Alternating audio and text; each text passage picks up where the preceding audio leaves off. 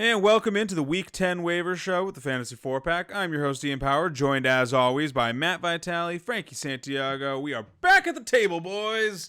No more of that dumb sitting at our desks filming in the cyberspace.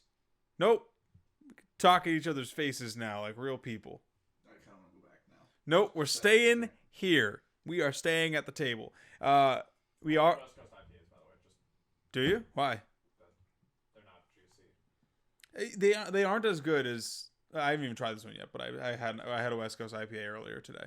They're definitely not as good as East Coast IPAs, but it's all right. The front of it tastes better, but then it sits in your throat weird. It's just 'cause it's the hops are different. Also, very similar to Italian. So we are Sorry, I'm for our beer of describing the what's going into my mouth. There's not many ways I can describe it without being. for our beer of the week. We are drinking Sierra Nevada Celebration Fresh Hop IPA. I don't think it's bad. I mean, it's definitely not. I don't like it as much as I like East Coast IPAs. I like a nice juicy hazy IPA. This one ain't it, but I could drink this. If it just didn't have that finish to it, I think I'd be fine with it. I don't think you're getting away from that with IPAs for the most part. No, I think it's honestly, it's probably the fresh hopping. If I'm correct, which I think they're just wording it weird, or it's completely not that, and I'm just wrong. Fresh hopping and wet hopping are pretty similar, and that means basically instead of drying the hops out, for which they do for most beers, which is why that's kind of a weird little thing to put on a beer anyways, because most hops are dried. Anyways, they just throw them directly into the brewing process, so it's more fresh, which is why you're getting This is a beer podcast now. with which is why you're getting with less of this less of that piney West Coast which is why I actually like this beer probably more than most Sierra Nevadas, because it's less piney Sure. and less bitter. It's more Yeah, I think it's a pretty good beer. I don't hate it.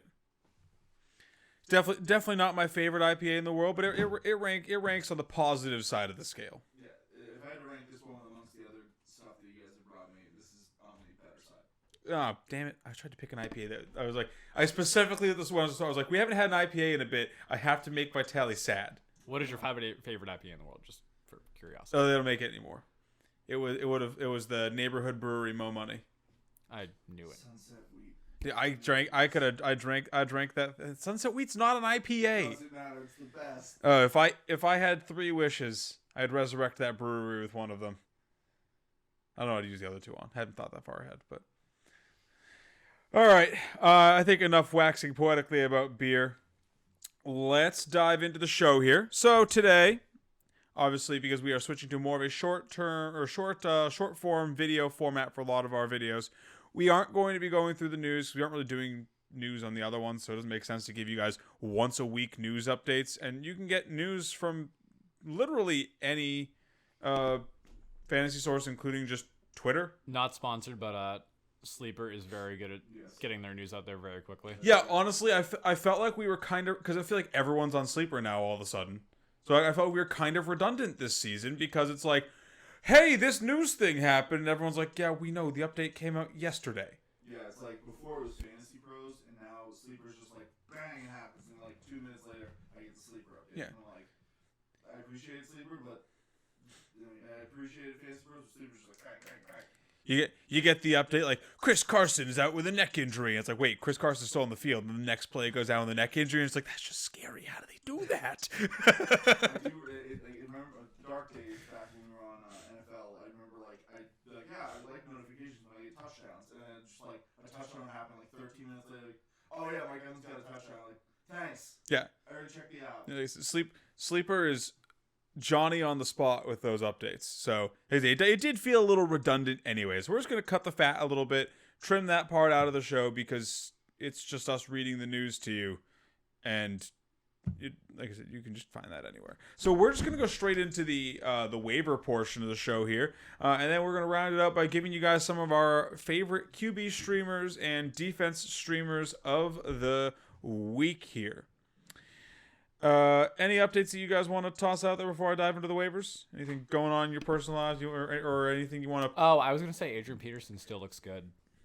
Yeah. Yeah, I mean, Welcome back, AP. he's a Happy 125. he is a first ballot Hall of Famer. This is just what they do. Some guys can just play late into their playing years and still look good while they're doing it. Yeah. See Frank Gore. And I'm still just watching to see where OBJ lands. I've heard teams that are out, teams that are in, and I've heard mostly teams that are out, honestly. I have the Detroit out. The only one I've heard that's in is Seattle. I've heard Seattle's in. I've heard rumorings about the Patriots being in. But So actually, before we dive into the waivers, I think that is one thing that we can at least speculate on a little bit, talk about where we want him to go, if anywhere. What are you guys hoping for from this OBJ situation in fantasy? Like, what's your ideal landing spot for Odell Beckham? Or where do you want him to stay away from at all costs? Keep him away from Dallas, please. yes. Okay, Frankie, don't be selfish. Yeah, keep him away. You know what? Send him to the Patriots. I think the Patriots is a solid football spot. I think he could do okay, but I don't think it's the greatest. For me, honestly, it's the Falcons. The Falcons need that X receiver again. And So there was a report, but before you speak on why he'd be good for the Falcons, because there was a report, I believe it was Schefter verified, that Antonio Brown. Sorry, it's a very Antonio Brown move. So I have Antonio Brown in the brain. That Odell Beckham only wants to be claimed by a Super Bowl contender that is going to use him. And if he goes to a team that is not a contender or a team that does not want to use him, that there will be problems. nice. I feel like that's the worst way to sell yourself to a team. He's just doubling down on the toxicity, it sounds like. This is also probably a move for him to make sure he's getting past teams like Detroit and them. Yeah, it sounds like he's ring chasing. He wants to be on a contender, and if he's not on a contender, he's going to throw a bitch fit. Yeah, and he wants to be able to dictate where he goes. So he wants to clear waivers and then be able to just I have to be honest. It kind of pains me to say it. I feel like this is a very Des Bryant-esque situation. But I think that the thing that's in Odell's corner is that I think that at this point in his career, he is still a good receiver. For whatever reason, Baker Mayfield just didn't want to throw him the ball, which is fine. So, But it's like, so let me just shorten that up. sure. I don't think Odell isn't a problemed person as far as his toxicity and what he brings to a locker room. I think that he is a good football player, that if he goes to a team that wants to use him, he will be a piece that they can use. So, I think if you get run out of two cities, you just might be the asshole. fair. He shot his way out of New York because because he couldn't make it work there. He was supposed to be the guy in Cleveland, couldn't make it work. Like, we've now seen him just burn every single bridge on his way out of town in two cities. He's running out of his cities like Bane, just blowing up all the bridges and just. To be fair, both not great cities. But both teams, the Giants when he left and now the Browns currently, are good teams. And he is throwing a bitch fit because he's not getting the usage he wants. So fantasy-wise, I think that I could see him ending up, if he can put money aside, I could see him end up being a Kansas City Chief. And I think that'd be good for the Chiefs because the Chiefs obviously need something else in their passing offense to make up for the downslide of Travis Kelce. Quick point to that. I have a team in mind that is similar to the Chiefs, but do you think the Chiefs is an organization that can use him enough where he won't throw another fit? I think that's the issue. Yes. So yes, I will agree, but I think that their offensive line has been struggling. They tried to do things in the offseason to fix it, and it worked for the first couple of weeks, but now we're kind of seeing, for whatever slump they are in, Yeah. it's their offensive line doesn't look good either. So, I mean, it's one more person to throw the ball to, but if he can't get the ball in time, I mean, what is he really going to do? I mean, honestly, I think he could be good in Seattle. I don't know if he would like his role in Seattle because that would just be a lot of spreading the ball around. But especially with Russell coming back next week, I think Seattle would be a good landing spot for him. So the one I was thinking about that's like the Chiefs is the Bills. They have Sure. They have a high focused throwing offense. Stephon Diggs isn't really showing out like he did last year. They could probably use another guy like him. It's just, will he get enough targets there to be happy? Which I mean, he'll have some monster weeks if Josh Allen's throwing on the ball. that's kind of what I'm looking at. It's like I feel that's fantasy temperament to play there? And does he get enough uses where he doesn't play? And does he want to live in Buffalo? We will connect him with Tony for suggestions. I mean, yeah. I honestly, so I hope for fantasy that he ends up in Buffalo or Kansas City, but with how badly he's managed his NFL reputation, if he doesn't get signed, I'm not going to be shocked. I think because you look at a lot of the contending teams, most of the contenders right now don't really need wide receivers. So if he's putting it out that he doesn't want to go to a bad team, and the good teams don't want to have to take on that headache because they aren't confident that they're going to be able to get him, the massive usage that he thinks he deserves right off the bat, I could just see him not getting signed, and he gets picked up by a team in the offseason. He just might ride this season out and get another year older. So here's another thought, and this is just the last team that's really on my mind. Sure, roll it out there. What about the Raiders, who have looked surprisingly good? No, they just signed Deshaun Jackson. And they just dealt with the headache of Antonio Brown. I think they want to be. Yeah, I think they with all of the negative headlines around the Raiders right now, and the fact they just signed Deshaun Jackson, I think that they're pretty comfortable. Hunter Renfrow looked great this past week. I think they're pretty comfortable with Darren Waller and Hunter Renfrow as their 1A, 1B, and they just and they picked up Deshaun Jackson as their new field stretcher. I don't really see them going out and acquiring a headache piece and a potential, a guy who could any minute could cause a negative PR storm.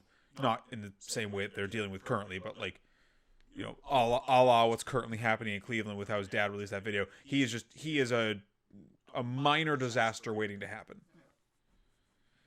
I think it's Seattle, Kansas City, or no one, honestly. All right. Well, I think that's the only major debating storyline for what we've got right now, as far as where is he going to land. Dude, this week was terrible. All right, well, we're going to try and move past this week and give you guys some options on what you can be looking forward to over the coming week. Week 10, getting into the playoff push now. We've only got, 5 weeks left until the playoffs? 10, 11, 12, 13, 14? Yeah. So 5 weeks left. People are gearing up for that playoff push. You're either already probably a playoff team and you're trying to get these stashes on your bench, and we're going to start talking about those in the coming weeks. But playoff stashes to try and get you that chip, or you're trying to sneak into one of these playoff spots. So first up on our waiver list today is Mr. Jordan Howard of the Philadelphia Eagles. Miles Sanders is still going to be missing some more time. Jordan Howard's looked pretty good in Miles Sanders' absence so far. I mean, we also know this isn't just a bum off the street. For the first 2-3 years of Jordan Howard's career, he was the bell cow in Chicago. He inexplicably lost the job and just never got it back anywhere. But it's he was never a bad running back. Dave Montgomery came in and he couldn't get a bell cow job anywhere else. I think he's 26? 27. So I mean, he's not in his twilight years yet as a running back. He's still got some tread left on the tires. Where are you guys valuing Jordan Howard this week as a waiver pickup? I like him because he's definitely getting the work on the ground. We're looking at double-digit carries 2 weeks in a row. He's clearly the guy on the. And Philly wants to run. Yeah, they want to run, and people hoped it was Boston Scott last week as he was the darling of waiver ads, but clearly they went away from him. The only reason I'm shying away from Jordan Howard is because his next 2 weeks are kind of rough. Denver into New Orleans. I'm not going to go overboard with spending on him just because we are now 2 weeks into Miles Sanders' 3-week IR. Yeah. So Miles Sanders I'd say he's 3 to 4. So Miles Sanders is probably going to come back and take over this role in week 12 and week 13, which is when you really want this backfield for the Giants and the Jets right before the bye. So I am, cautiously optimistic with him. I want him on my squad if I can get him. If I'm in a non-fab league, I'm definitely putting in a claim for him. Sure. Because he's one of the better running backs out there, and he's just going to get touches in a week where you might just need it. So Yeah, I think he has a little bit of the Khalil Herbert effect, where it's like, regardless of the matchups, if they're going to give him 17 carries, I'm starting him. yeah, Yeah, I think that, I mean, we talked about that playoff push, and I think that while I'm, as a whole, kind of just lukewarm on him, because, I mean, Miles Sanders is obviously coming back, and I don't know what Philly's obsession was with running the ball now because they weren't doing it with Sanders, but, you know, these two tough matchups. So yeah, can I pose a question to you? A thought exercise, if you will. Sure. What if they're running the ball more now because their running game is better with Jordan Howard? So that was what I was going to get to is the way that they've been using him, yeah, these are tough matchups on paper, but I mean, he's looked good. Sure. And in weeks right now, I know in our home league, the pack is all really close. People need wins, and you're going to need to slot people in because, you know, people are still going through buys. Yes. So He does have a nice late bye, too. Week 13 bye, I believe. Yeah. So I'm lukewarm on him as like a whole, but right now, again, like Vitali said, I'm throwing, if I don't have Fab, throwing a waiver claim. If I have Fab, I'm not blowing, you know, the whole budget, but I mean, I'm going to put a decent amount on him because I need wins if I need to stream somebody. So let me ask you guys this. I think if you're a Miles, I think that the caveat here is if you're a Miles Sanders manager and Jordan Howard is still out there, you should be throwing the kitchen sink at him because he has shown that he is clearly one of the better backups in the league with how the Eagles want to use him and the talent he has shown while he is on the field. But with how he is currently running and with the injury issues that Miles Sanders has had, combined with Miles Sanders' inefficiency while he was the man earlier in the year, do you guys think there's an outside case that Jordan Howard just keeps the job or at least splits time with Miles Sanders, ends up, you know, being the short yardage and goal line back even once Sanders comes back? I put that as a slim chance because we've been in this exact situation. Boston Scott was doing this last year. Yep. And everyone's saying, oh, this is going to be Boston Scott. You know, he was a young running back, and they're talking about how much they want to split with Sanders. But clearly this backfield wants to be led by a singular back here. And, I mean, for as ineffective as Sanders was, they clearly trust him as he was getting, I mean, right before his injury, he had 75 and 83% of the snaps. And he was averaging at least 4 to 6 on the ground. It's just he wasn't getting the attempts. So I don't know if this is a change to the offensive style what they're going with, but they clearly trusted Sanders enough to give him the bell cow role. I mean, it was also just Detroit and Los Angeles, LAC specifically, are two of the worst teams in the league against the run. Yeah. So that's why I'm like, is this a matchup thing or is this not? That's why I'm kind of lukewarm putting him against Denver and New Orleans, who are some of the better run stoppers. And then when Sanders is back, ideally in 12 and 13, because they actually have a 14 bye. Sanders could really feast if they just push him right back into, let's say he's at 65%, which is kind of where he's averaging beforehand. I can see him doing much better. I'm not sure what the plan is, but like I said, I think he's a guy I'm willing to own. If I am the Sanders manager, I think I am throwing a little more. Like with where we are right now, I'm probably putting in like a 25 to 30 fab, swing at him. I think that gets you past most people because most people are going to be lukewarm on him, and I think 25-30 gets you enough that you're going to secure him and put you, but still, not blow your whole bank. Sure. Let's jump to the next, another running back on our list here, and he's a guy who, it sounds weird to say that Jordan Howard has the waiver wire sex appeal, but Devonta Freeman is far less sexy of a pickup than Jordan Howard right now. But Devonta Freeman has been seeing some decently consistent work, and he's looked okay doing it. He got 15 touches last week, led the team. We don't know when Latavius Murray is coming back, if he's coming back. He's laid up with that ankle injury. And he's going into a Thursday matchup against Miami. I mean, we know that on short weeks, running backs typically get the edge. There's less to their game plan, less they have to prepare for, so it's a little bit easier for them to succeed on that short week, no practices. is Devonta Freeman, especially if you're in a position where you're in a I need to win out or I need to win 3 of my 5 remaining games. If you're really pushing for wins and you got some guys on bye this week, are you going out there and aggressively trying to move for Devonta Freeman, or does this just kind of stink of an aging vet who's getting work but it's not really worth adding and just leaving him as a landmine for someone else? So here's the thing. I'm not going to throw money at him, but if he is still out there after waivers clear... He won't be. There's with the volume he got, you will not be getting him if you don't put a claim on him. So are you out on him? I think he is a very touchdown-dependent back. I'd agree. And if... I'm personally not willing to recommend throwing... I mean, Jordan Howard money, we'll refer to it as for the rest of the show for me. But I'm not going to throw Jordan Howard money at Devonta Freeman for a guy who needs a touchdown to be relevant on your team this week. So I am the opposite camp here because I think he does have a great matchup here. This is a run-first team. They are shifting back to that more so. I was a little scared with the fact that all the running backs kind of got usage here. Granted, he was mostly just splitting the carries with Le'Veon Bell, but clearly he's their first option. He did get 58% of the touches. Right. So I'd like to see that higher, but here's my thing is that he at least has one good matchup, and that's how I'm going to purchase him. When I'm throwing money at him, I am basically getting ready to flush this money on the toilet kind of thing. Yeah, because then it's gross. Yeah, Chicago, Cleveland, Pittsburgh is the next 3. And then Cleveland. Yeah, and then on top of that, you're looking at that's more weeks where Latavius Murray could come back and just take the role back. Yeah. He is a Thursday night flex play for me.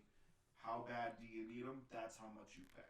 Like, if you are, comfortable and you think you have a guy where you don't in the same category, but maybe you don't have to pay for him. Maybe you already have Jordan Howard this week because you picked him up last week.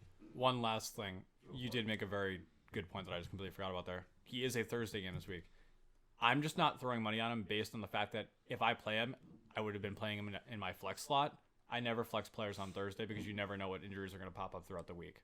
So I am just completely out on him. But you can just put him into a running back spot. You don't have to flex him. Just because he is a flex-worthy running back. No, but what I'm saying is, if I was going to play him, if I'm picking him up, I'm picking up his So to be fair, because I know what team you're talking about. Your team is a bad example. You have Aaron Jones and Najee Harris. I'm talking about just in general. Well, but there are some teams that could use him this week. Dave Montgomery and Joe Mixon are both on a bye this week. So is the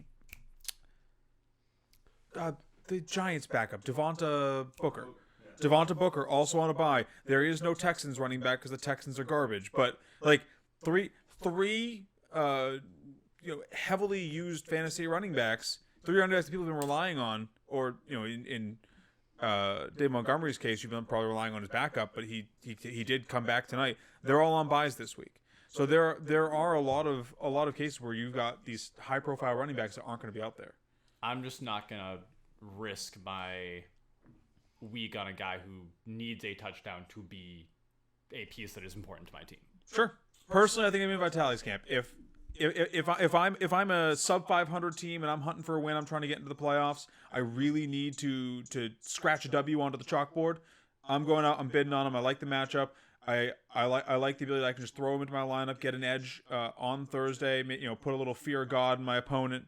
And then if it doesn't pay off, it doesn't pay off. But if I'm in a case where I already need someone, I'm willing to go out there and take that risk and hope that he has just a big game against a crap defense. And then I'm just cutting him after that. Yeah, because another thing to think about is we did just suffer an injury to Chase Edmonds. So if you were a Chase Edmonds manager, there's a slim chance you were also rostering the backup there, and I can't wholeheartedly recommend Eno Benjamin. So it's like there's another running back. No, I mean James Connors looks so good. Yeah, that's what it is. Like if you had Chase, I mean, even before Chase got hurt, James Conner looked like the man.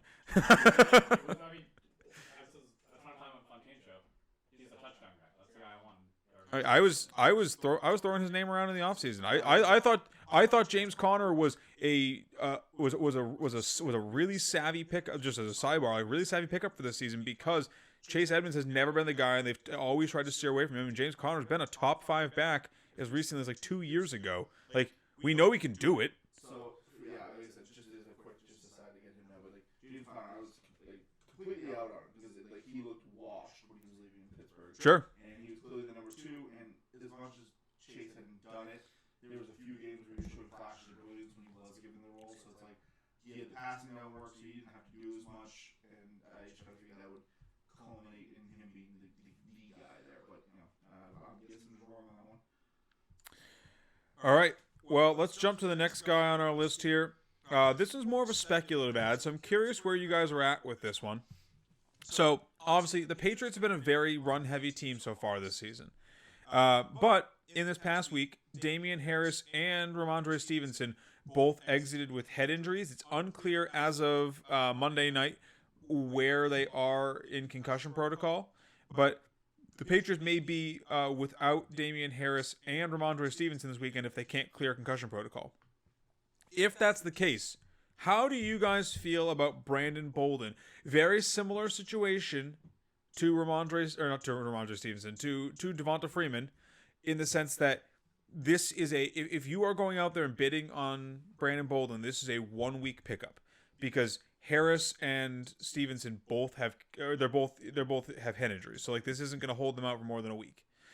And you're getting him against the Browns. So not the best matchup in the world. The Browns have been decently stout against the run, but the Patriots have been pretty good at run blocking. They get touches to their running backs in creative ways. Even in bad matchups like this past week against Carolina, their running backs find the end zone. So do you guys trust Brandon Bolden on a team that wants to make the running back do the work against a tough Cleveland defense? Or are you guys passing up on him and just leaving this one for someone else? I'll throw 5 at him. I'll put 5 on it. Out on him because if I'm bidding on him, then especially in these weeks, that means I'm playing him, or at the very least, I'm trying to block whoever my opponent is if I see a weakness there.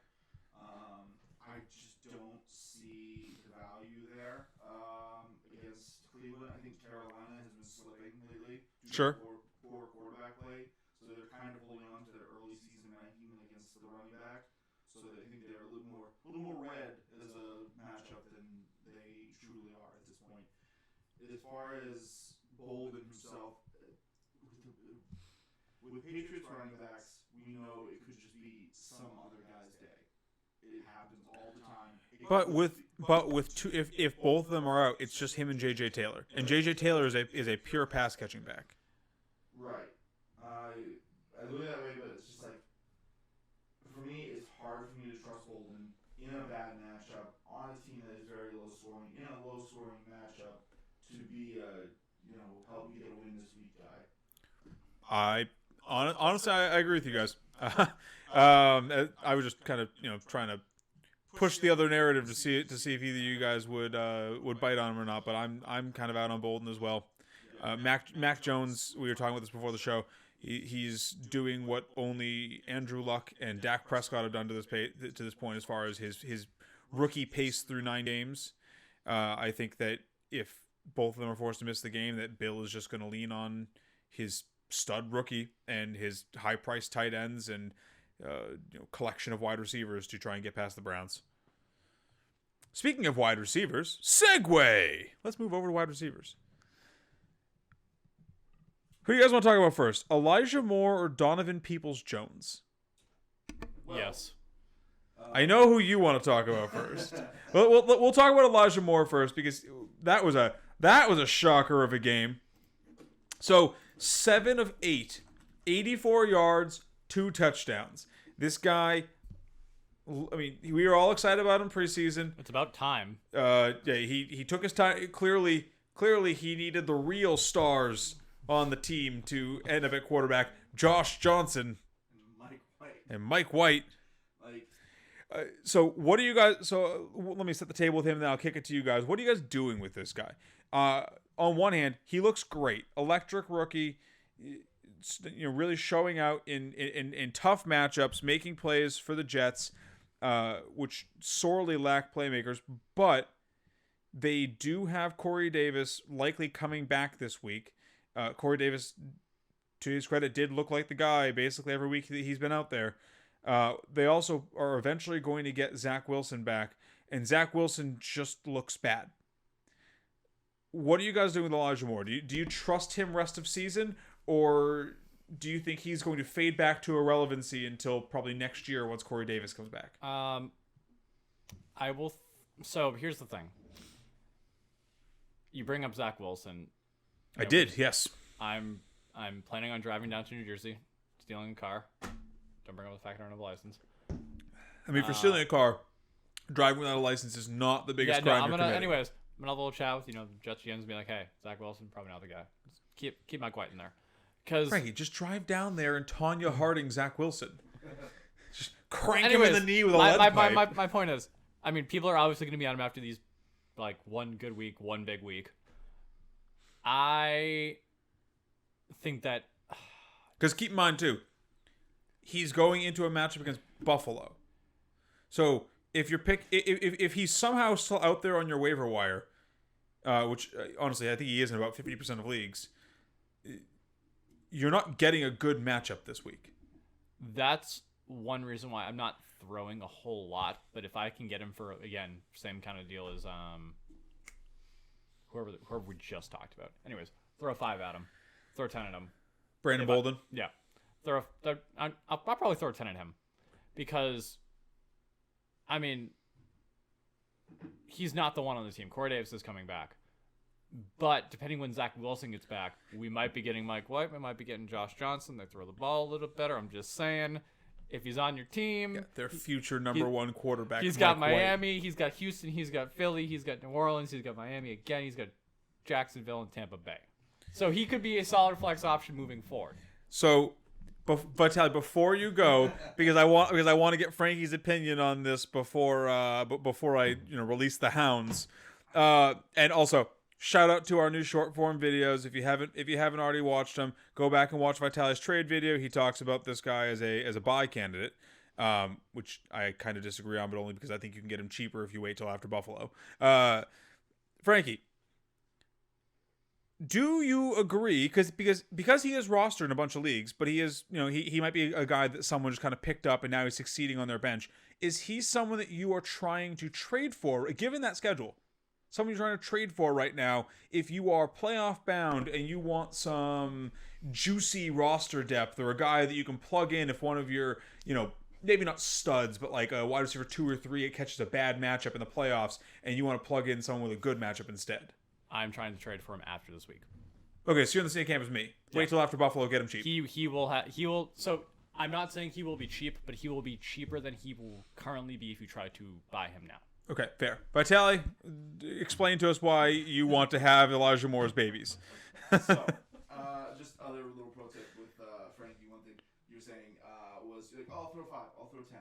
Everyone thinks in those round numbers. If you want a guy, throw 6, throw 11. Yeah, I agree. Like that's just like a fun little pro tip out there for if you're thinking like, all right, I'm comfortable throwing this. So add $1. We're gonna talk about this guy in a couple minutes, but like last week in one of my important leagues, I actually got the Fire Moose on my team because I bid 6 and the other guy bid 5, and he was very mad. Yeah, I've never bid round numbers ever, because I'm like, you know what? If I could. Well, no, you're bidding round numbers. You're not bidding multiples of 5. Yeah, I'm not bidding clean, 22. I'm throwing gross numbers out there every time. If I could bid decimal points, I would. Yeah. But anyways, to Elijah Moore, the reason why I think you need to just throw in because one, I don't think he's going to be out there. Like if you don't throw in on him now, you're going to miss out. And if he's on the waiver wire, you should throw in on him. Yes. Yeah. So that's one thing. Second thing, because I already kind of talked him to death a little bit. Buffalo. That's kind of the crux that everyone wants. I'll wait and I'll trade. If he has a good game against Buffalo, he's gone. Sure. I mean, it's a gamble, for sure. It is a gamble, and that's the kind of what I'm looking at. I'm a gambler. They've been throwing the ball a lot. Buffalo just got torched by Jacksonville.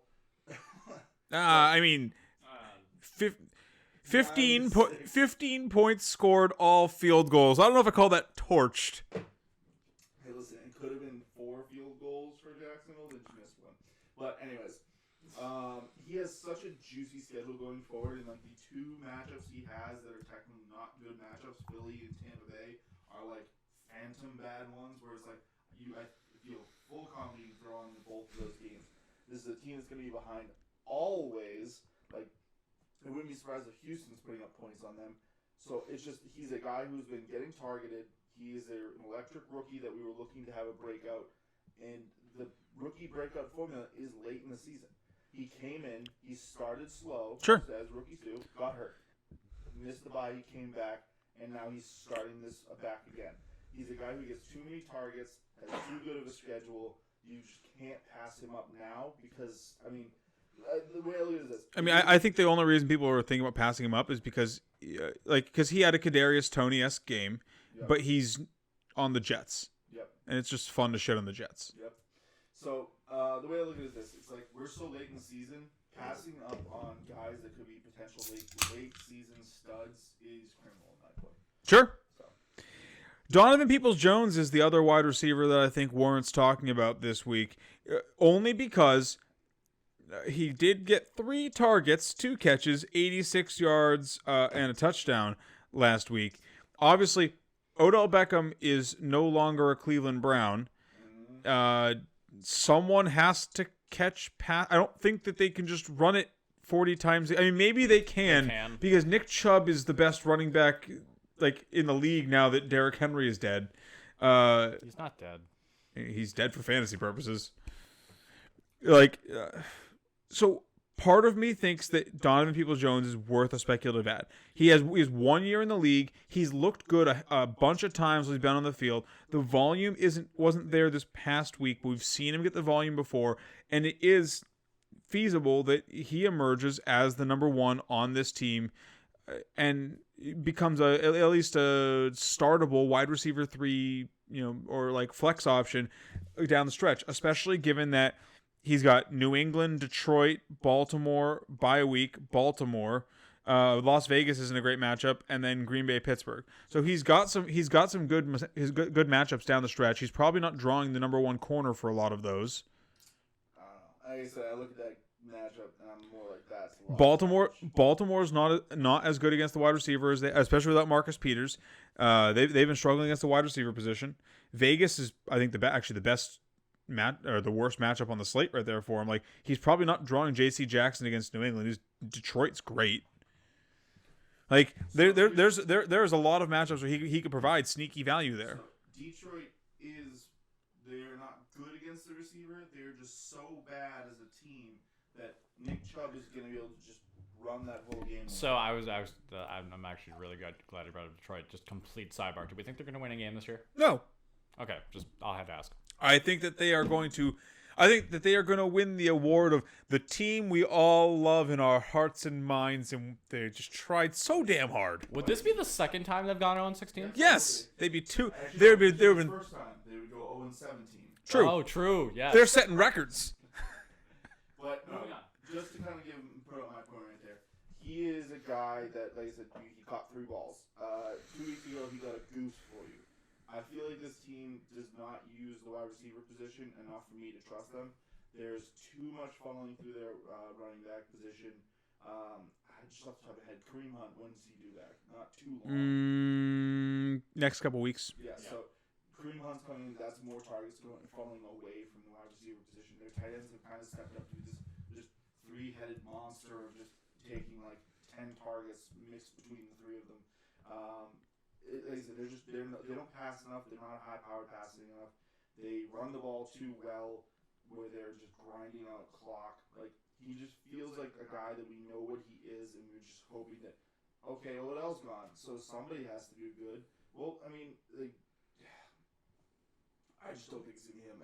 He's a guy with too rough of a schedule that I have to hope he draws good matchups. I have to hope that he's not the guy they target in on. And I have to hope that the game skews towards them throwing more. There's just too much there that I'm not buying in on. And like I said, when the most targets he's received all season is 6 once, it's just hard for me to buy in on a guy like that. So it sounds like for when Kareem Hunt's gonna be back next week is probably the soon. He's eligible to come off IR this week, but it was a 4 to 6 week injury. So next week is probably the earliest he could come back. Latest would be Thanksgiving week. Assuming that there's no setbacks. So, Yeah, I'm kind of with you there. I mean, he's fine as a speculative ad if you just have nothing else to pick up, but he's not someone I'm expecting a lot out of. He's a guy. He's a guy I'd probably wait for waivers to clear and then pick him up. Let's talk about our last wide receiver and then move over to tight ends. Then we can do our streams, or tight end, I guess. But Brandon Ayuk, what are you guys doing with him? Pick him up. Pick him up on him. Ayuk 10. Ayuk it. I am going. Okay. I'm gonna wait and see if he clears waivers. I mean, he is like 45% rostered right now in most leagues, so he's about half on, half off. I'm just saying, you're just seeing this. Like I said, this is the beginning of the soft run right here. We're just seeing the rip. No. So 88%, no, I think what we saw was the people that kept Ayuk like me for a couple weeks. So I'm gonna side with Vitali here because this is what I was worried about earlier in the year when I could no longer hold on to Ayuk in like all of my leagues. Deebo Samuel has injury issues. Calf injuries linger unless you take some time off to let them heal. Deebo isn't taking time off to let it heal. He's playing through it. It's the whole reason Kittle went on IR. Because calf injuries linger. And calves are super important to pushing off and moving fast and doing football things. So, I could honestly see Deebo having a very bad second half of the football season if he keeps playing through this. Or worst case scenario, injuring himself further and ending up off the field. Obviously, Kittle just had a great game. Kittle was on a pitch count, and then he came out and looked amazing because he was fully healthy finally. And Kyle Shanahan, as big of an idiot as he is, realized he couldn't just not use the best weapon on his team. But Brandon Ayuk is probably the second best weapon right now with Deebo not at full strength. He's going to get looks. They're going to need him to move the ball forward. And I think whether he's on someone's roster or on the waiver wire, you can get him for dirt cheap right now because he still hasn't really done anything amazing. So that's kind of he's a guy you have to be in on early. Yeah. You're either early and he does nothing. You're buying the dip with him. You gotta buy the dip, and like I said, there's already signs of him trailing upwards 71, 88, and then 93% snap percent. Because if he has a good week this week, it's done. The door's closed. Yeah. If he goes like, and then you just look at the juicy matchups he has coming up, where it's just teams that are gonna either force them to throw, or just easily thrown on, and like it. If he rips, he can be such a boom to your team. Because we saw what he did last year when he was just breaking record, like just outpacing what we could expect for a guy, especially on a run-first team like this. And then on top of that, you could get him for free. So I think there's almost no reason to pass him up. All right, let's get tight end out of the way because I really don't want to talk about tight end anyway. Talk about your boy. The Fire Moose himself, Mr. Firemuth. Firemuth? Pat Freiermuth. Yes. It's Fire Moose. Like you said, Pat Firemoose. Yeah.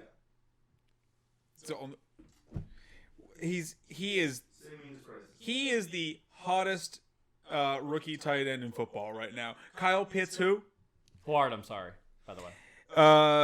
No, I mean this guy. So he had a slow ramp up into the year, but rookies will do that.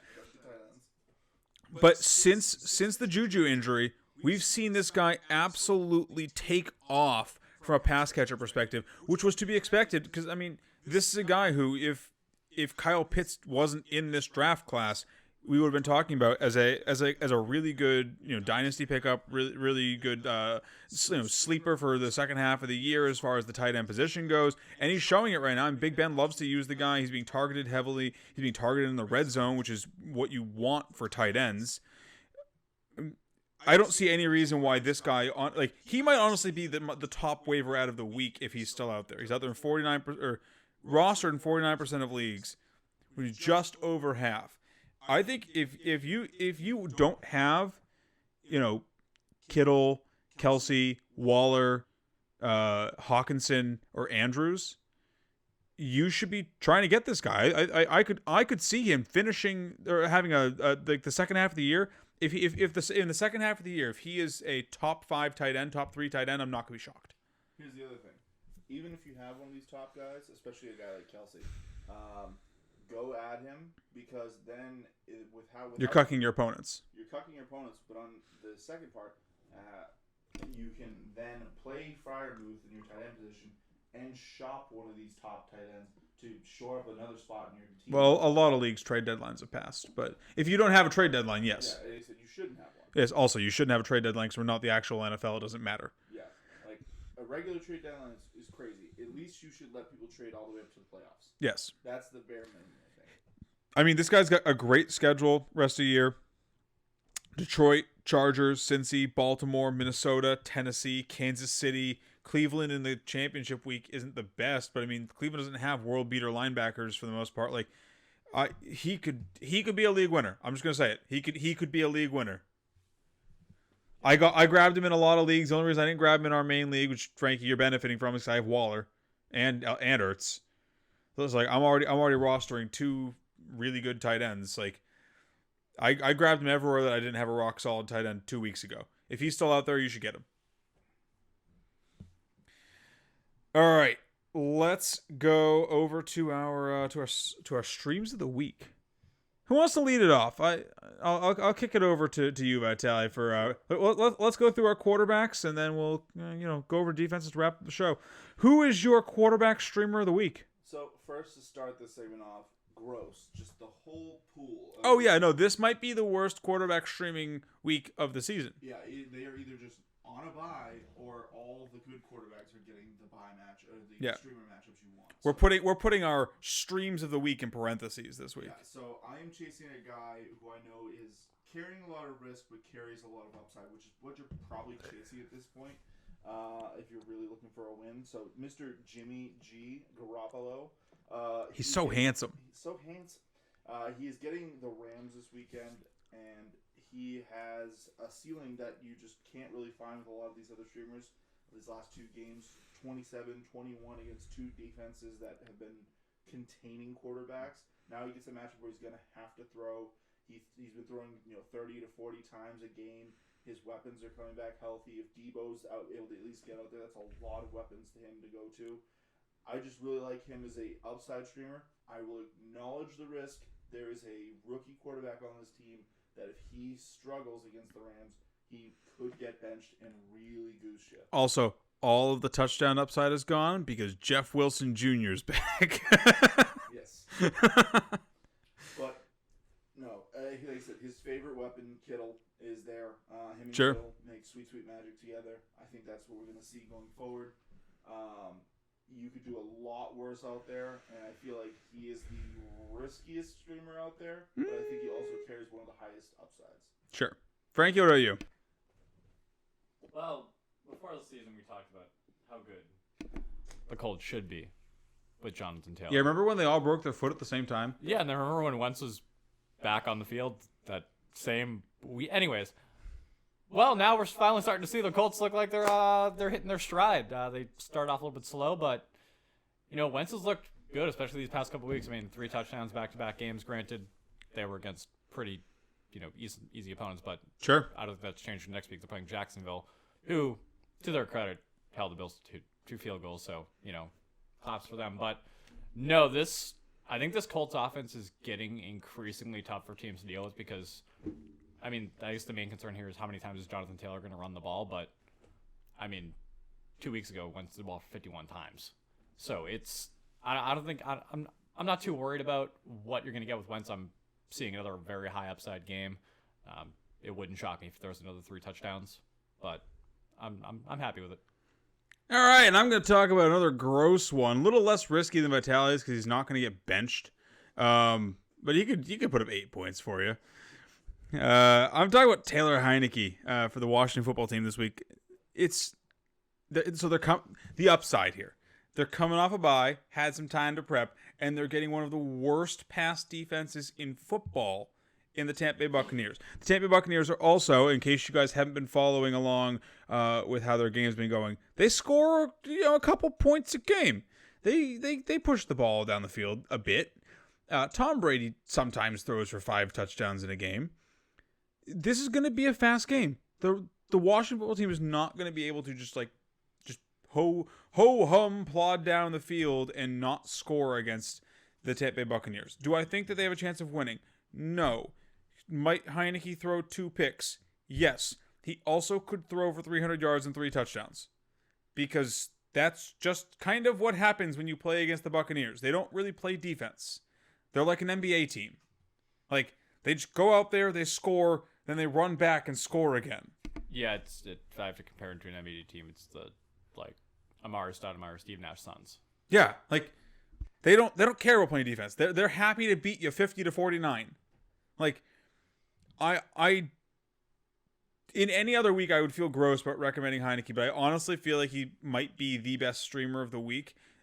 Definitely he has probably one of the worst. I'd take Carson Wentz for a floor if I need a floor play, but if I'm just hunting ceiling, it's Heineke, because I don't think any other streaming quarterback this week. Obviously, there are quarterbacks I think that have just better matchups. A lot of the good matchups this week are on good quarterbacks, but out of the streamers, I think Heineke has the highest ceiling because of the pace the Buccaneers are going to play at.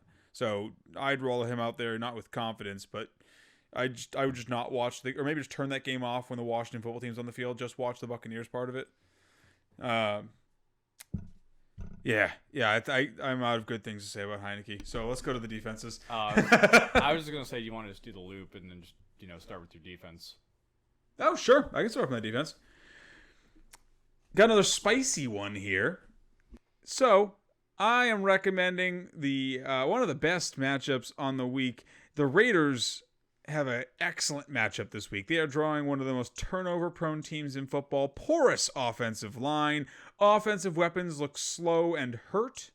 I am, of course, talking about the Kansas City Chiefs. It brings me a little bit of just internal joy. Not because I want to see the Chiefs fail, but just because it amuses me to talk about the Chiefs like they're a bad team. But currently they are, at least as far as and every metric is concerned. So start your Raiders defense this week. They're rostered in like 26% of leagues. Patrick Mahomes has thrown a pick in all but 2 games this season. They don't their offensive line's bad. He gets sacked a lot. They just look like a bad team. They look like a team that's played 2 seasons all the way to the Super Bowl and haven't had good draft classes. Because they haven't.